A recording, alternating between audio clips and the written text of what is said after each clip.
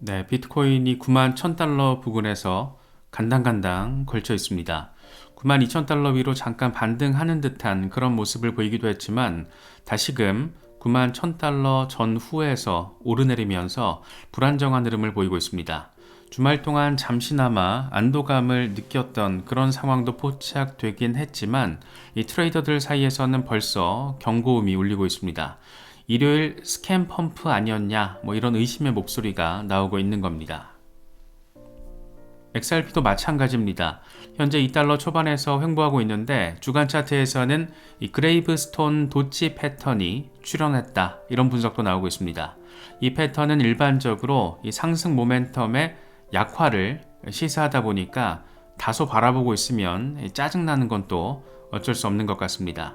전문가들도 좋은 모습은 아니다 이런 평가들 내놓고 있습니다. 지금 현재 시장에는 두 가지 거대한 힘이 충돌하고 있는 모습입니다. 하나는 비트코인의 기술적 약세 시그널 주장, 다른 하나는 1월 15일로 예정된 클래리티 액트 투표입니다. 먼저 비트코인 기술적인 상황부터 짚어보도록 하겠습니다. 요즘 비트코인 추가 폭락 가능성을 거듭해서 강조하고 있는 이 분석가 닥터 프라핏, 이 양반이 제시한 세 가지 약세 시그널이 동시에 작동하고 있습니다. 첫 번째는 대형 약세 다이버전스입니다. 주간 차트와 월간 차트에서 이미 활성화된 그런 상태라는 분석입니다. 가격은 고점을 높였지만 RSI 같은 모멘텀 지표는 고점을 낮추는 이 전형적인 하락 전조 신호가 나타나고 있다는 겁니다. 이 패턴은 2024년 말부터 누적돼 온 거라고 하는데 그래서 단기간에 해소될 성격은 아니라는 겁니다. 두 번째는 약세 플래그 패턴입니다. 이 차트상으로 깃발 형태 하락이 지속되는 이런 패턴이 7만 달러 구간을 정확히 가리키고 있다라고 닥터 프라핏 아저씨는 얘기를 하고 있습니다. 이 플래그 하단을 이탈하게 되면 급격한 하락이 예상된다라는 그런 주장입니다. 또 세 번째는 잠재적인 헤드앤숄더 패턴인데 아직 완성되진 않았지만 형성 중인 상태라고 합니다. 만약 이 패턴이 완성된다라면 역시나 7만 달러 방향으로의 하락을 예고한다라고 이야기하고 있습니다. 그래서 이 양반의 결론은 상당히 명확합니다. 9만 7천 달러에서 10만 7천 달러 구간으로 반등할 가능성은 아직 열려있지만 그건 숏포지션 진입의 기회일 뿐이고 궁극적인 타깃은 7만 달러라는 겁니다. 그래서 현재 11만 5천 달러에서 12만 5천 달러 사이에서 구축했던 숏포지션을 이 양반은 유지하고 있고 9만 7천 달러에서 10만 7천 달러 구간에서 공격적으로 이 숏을 추가하겠다 이런 계획이 있다는 것을 거듭해서 강조했습니다. 사실 여기까지만 들어도 좀 짜증날 수가 있는데 좀 더 주목해서 바라볼 만한 것은 인사이더 매도 데이터입니다. 닥터 프라핏 분석 내용을 보면 2025년 8월 이후에 역대급 규모의 내부자 매도가 지속되고 있다고 합니다. 이 양반은 1년 넘게 추적해온 데이터 가운데 이 정도 규모의 인사이더 매도는 처음이다 이렇게 말하기도 했습니다. 내부자들이 말하는 언어는 지금 매도뿐이라는 겁니다. 물론 이건 이 양반 개인의 분석이고 시장에는 다양한 견해가 존재합니다. 하지만 기술적 관점에서 현재 비트코인이 상당한 하방 압력에 놓여 있다 이런 점은 부인하기는 어려운 그런 모습입니다. 한편 온체인 분석 플랫폼인 크립토퀀트 분석가 아케미스트 9 이 양반이 최근 보고서에서 흥미로운 발견을 공유를 했는데 현재 비트코인 가격 움직임이 유기적인 현물 수요보다 청산 이벤트에 따라서 점점 더 형성되고 있다는 겁니다. 미결제 약정, 펀딩 레이트, 볼린저 밴드 이런 여러 지표들이 갑작스러운 스퀴즈가 발생할 걸 가리키고 있다는 건데 쉽게 말해서 레버리지 포지션들이 강제 청산되면서 급격한 가격 변동이 일어날 수 있는 그런 구조라는 겁니다. 이건 장세를 예측하기보다는 변동성에 대비해야 한다 이런 의미로 바라보는 게 맞지 않나 싶습니다. 이 코인글래스 데이터를 보면 현재 9만 달러 구간에 상당한 청산 유동성이 집중되어 있습니다. 이 구간을 지키느냐 이탈하느냐가 단기 방향성의 핵심이 될 것으로 바라볼 수 있는 상황입니다. 기술적 요인들뿐만 아니라 지금 무엇보다 이 거시경제 환경이 아주 골 때리게 복잡하게 얽혀 있습니다. 한국 시간으로 1월 13일 밤에는 미국 소비자 물가지수 CPI 발표가 예정돼 있습니다. 시장 예상치는 2.7%입니다. 예상보다 높게 나오면 연준의 금리 인하 기대가 후퇴하면서 위험자산 전반의 압박이 가해질 수가 있습니다. 더 큰 변수는 연준과 백악관이 지금 엄청 크게 충돌했다는 겁니다. 제롬 파월 의장이 법무부의 형사수사 대상이 됐다. 상당히 놀랄만한 그런 소식이 지금 나온 상태입니다. 표면적으로는 연준 건물 리모델링 관련 문제지만 파월 의장 본인은 성명을 통해서 이건 금리 정책 때문이다. 이렇게 직격탄을 날렸습니다. 트럼프 대통령이 원하는 속도로 금리를 내리지 않았기 때문에 형사 고발 위협을 받고 있다는 겁니다. 이런 소식이 전해지자마자 주식 선물은 하락세를 보였고 금은 온스당 4,600달러 돌파하며 사상 최고가를 찍었습니다. 안전자산 선호 현상이 강화되고 있다. 이런 신호로 지금 바라볼 수가 있습니다. 여기에다가 관세 이슈도 있습니다. 이번 주에 미국 대법원이 트럼프 행정부의 국제무역 관세 합법성에 대해서 판결을 내릴 예정입니다. 암호화폐 시장은 관세 관련 이슈에 민감하게, 그것도 엄청 민감하게 반응해 왔는데 유동성 흐름에 직접적인 영향을 받기 때문입니다. 또 지정학적으로는 베네수엘라와 이란에 대한 미국의 개입 가능성이 또 시장 불확실성을 더 높이고 있습니다. 코인텔레그래프는 그래서 이번 주를 거시경제 변동성 폭풍이 몰려오는 주간이다. 이렇게 표현하기도 했습니다. 트레이더 LP 같은 경우에는 흥미로운 통계를 공유했는데 지난 6번의 아시아장 펌프 가운데 4번은 완전히 되돌려졌고 마지막 2번은 월요일까지 펌프가 이어지다가 로컬탑을 형성한 이후 완전히 반전됐다는 겁니다. 이번에도 월요일로 펌프가 이어지고 있으니까 1월 13일 피벗 포인트를 주시하라 이렇게 조언을 하기도 했는데 일단 이 CPI 발표를 앞두고 있다 보니까 한번 시장이 좀 크게 아래든 위든 흔들릴 수 있지 않나 그런 생각이 들기도 합니다. 분석가 CW 같은 경우에는 장기적 관점에서 강세장은 이미 진행 중이라며 단기적으로 혼란스러울 수는 있지만 장기적으로 현재 상황은 작은 노이즈에 불과하다 이렇게 평가했습니다. 하지만 피델리티의 글로벌 매크로 디렉터 주리엔 티머는 반대로 경고의 목소리를 냈습니다. 이 양반은 많은 비트코인 지지자들이 4년 주기가 끝났고 새로운 구조적 상승파가 시작됐더라고 선언하고 있다라면서도 나는 회의적이다 이렇게 말했습니다.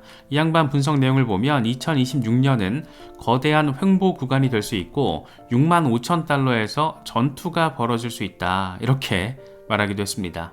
생각만 해도 어질어질한 그런 숫자입니다. 그렇다면 이 정말 먹같이 정신없는 이런 모든 상황들이 XRP에는 또 어떤 영향을 미칠 수 있을까?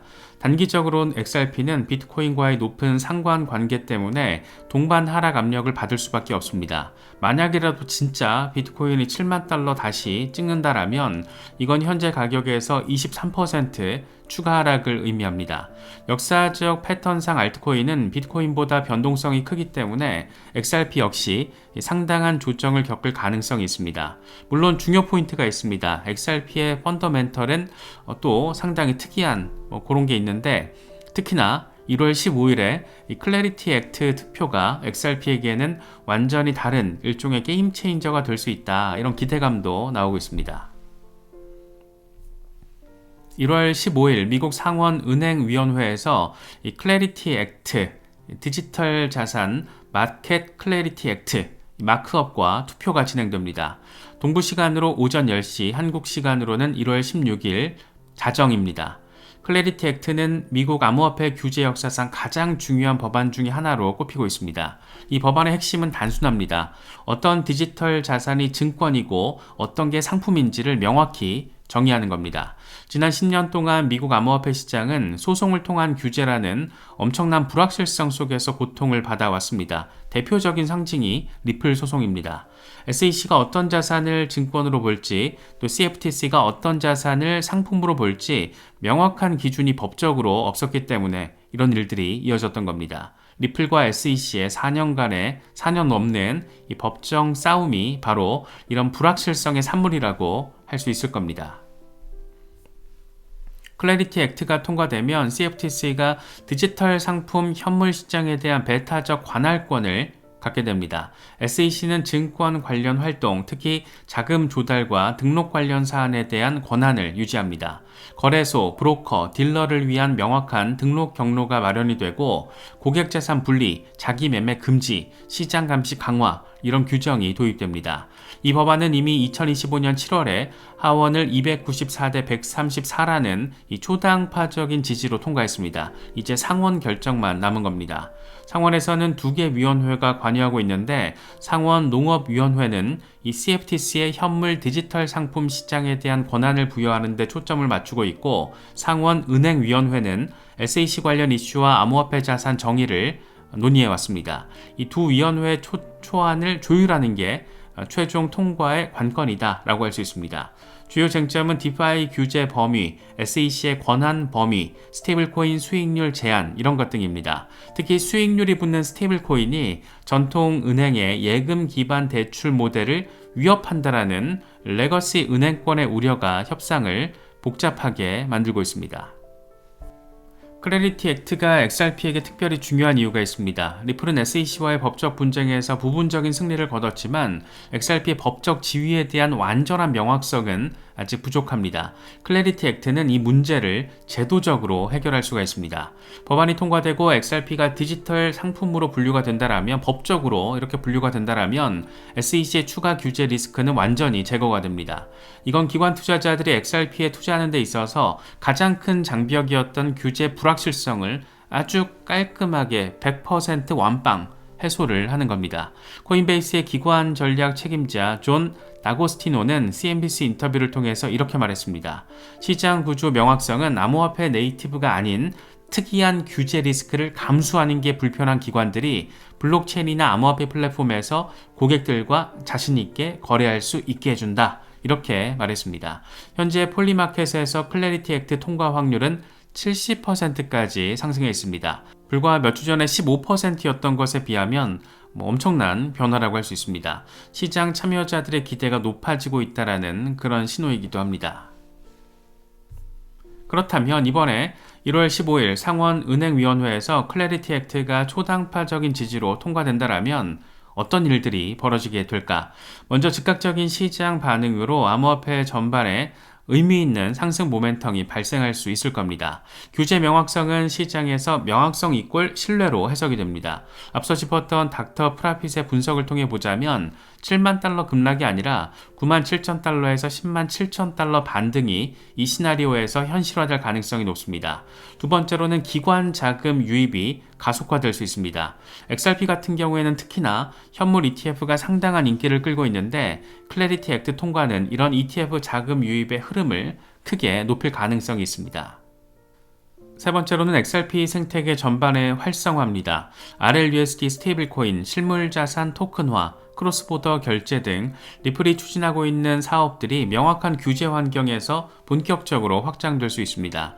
최근 한 암호화폐 관계자는 토큰화된 금이 XRP 레저에 온다라며 이건 대단한 일이 될 것이다 이렇게 멘트를 날리기도 했습니다.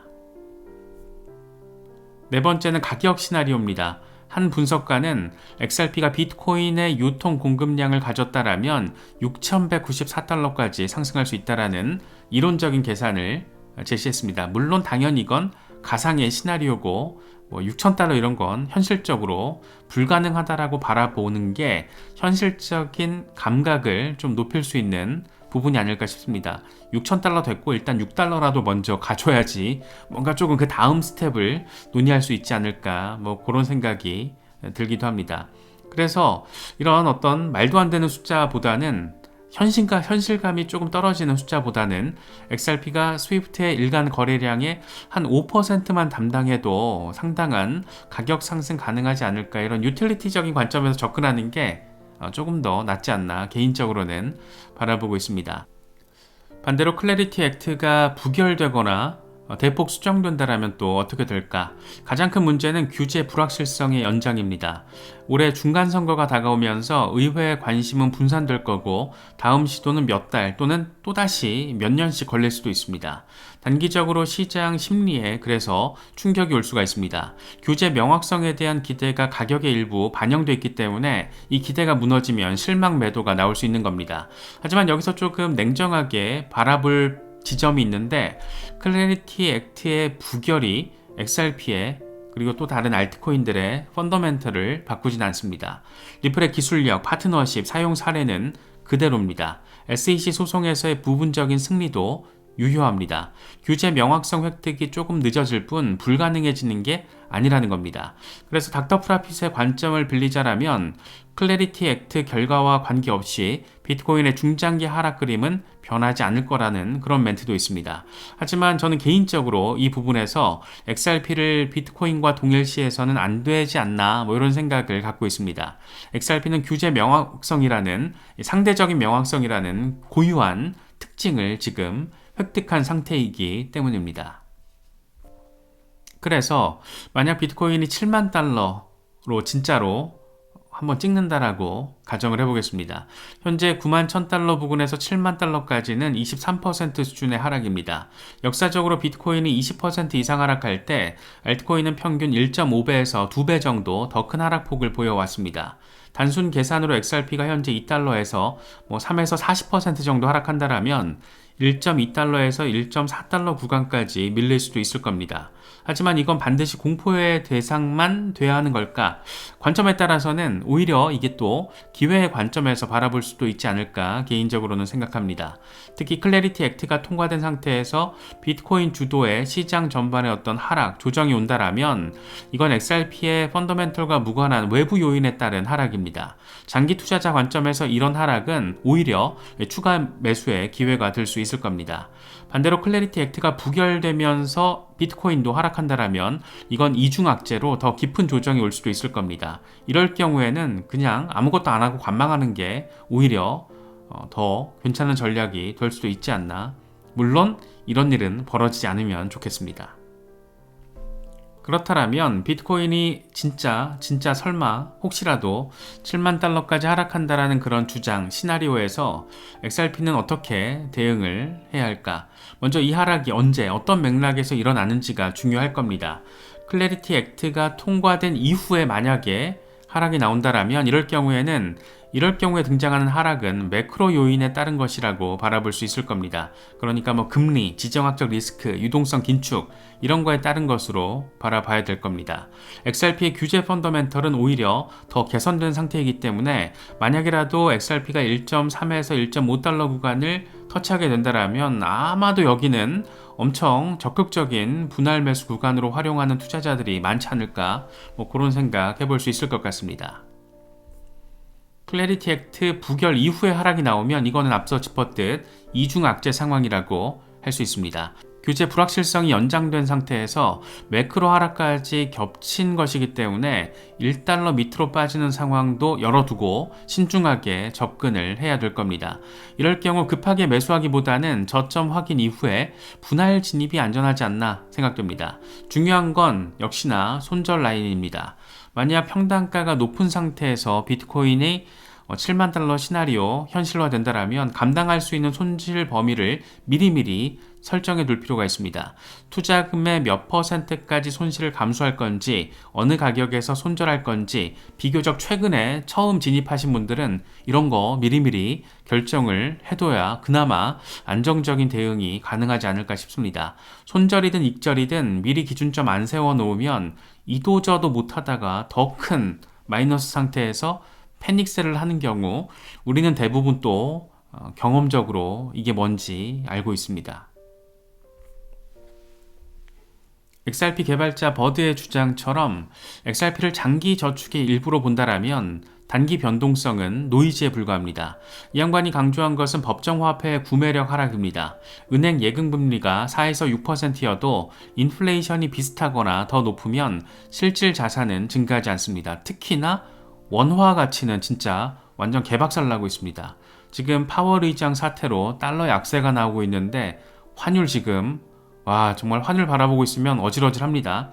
어쨌든 이런 것까지 생각을 하면 우리의 전략을 조금 더 디테일하게 만들어갈 수 있지 않나 생각되기도 합니다. 어쨌든 XRP의 장기 가치를 믿는다라면 지금의 변동성은 오히려 포지션을 강화할 기회로도 활용할 수 있을 겁니다. 아예 이도저도 귀찮다 싶은 경우에는 그냥 콜드월렛, 디센트든 레저든 콜드월렛에다가 때려박아서 보관을 하고 단기 뉴스에 흔들리지 않는 게 속편할 수도 있습니다. 사실 디센트나 레저 같은 콜드월렛에 저장을 해놓으면 가장 좋은 장점은 시세를 잘 안 보기 때문에 멘탈 관리가 조금 더 이렇게 수월해지는 것 같습니다. 그래서 나는 장기 투자자다 라는 게 확고한 경우에는 그런 방식을 고민해 보는 것도 나쁘진 않을 것 같습니다. 다만 기본적인 원칙은 언제나 상기할 필요가 있을 겁니다.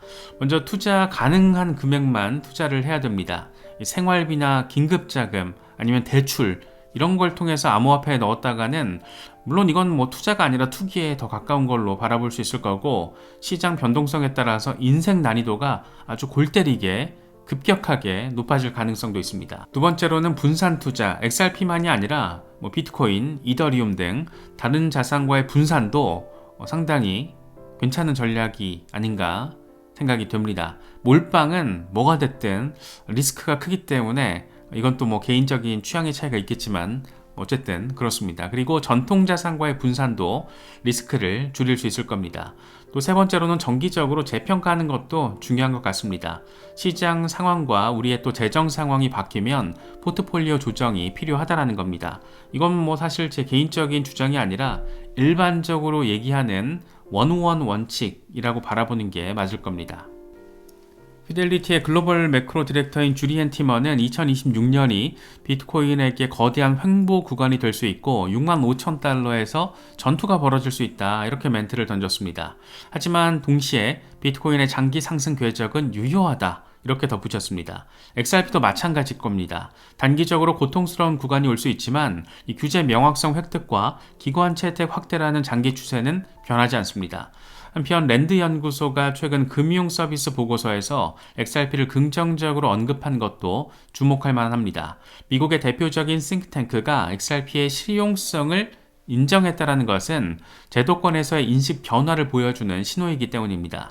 특히 최근에 카르다노의 창립자 찰스 호스킨슨이 굉장히 XRP에 대해서 긍정적인 멘트를 잇따라 던지고 있는데 2026년 카르다노에게 죽느냐 사느냐가 달린 그런 해가 될 것이다 이렇게 말을 했습니다. 이처럼 암호화폐 업계 전반이 규제 명확성과 실질적 채택의 기로에 서 있다라고도 할 수가 있는데 XRP도 예외가 아니고 앞서 짚었던 이 클래리티 액트 통과 여부가 이런 궤적을 결정짓는 중요한 변수가 될 수 있을 겁니다. 사실 지금 시장 바라보고 있으면 혼란스럽고 진짜 좀 짜증나고 그렇습니다. 비트코인은 몇 가지 약세 패턴이 겹쳐 있다라는 분석 나오고 있고 앞서 짚었던 닥터 프라핏의 주장 또 인사이더 매도가 역대급이라고 하고 거시경제 불확실성은 진짜 욕 나올 정도로 상당히 어렵습니다. 또 연준 의장이 지금 형사 수사 대상이 되는 초유의 상황까지 벌어졌습니다. 하지만 늘 그렇듯 기회는 혼란 속에 있었던 것 같습니다. 이게 또 앞으로 단기간에 또 펼쳐질 수 있는 그런 상황이기 때문에 기회가 혼란이 될지 혼란 속에서 싹 다 말아먹을지 우리가 정신을 또 잘 차려야 되지 않나 그런 생각이 자주 듭니다.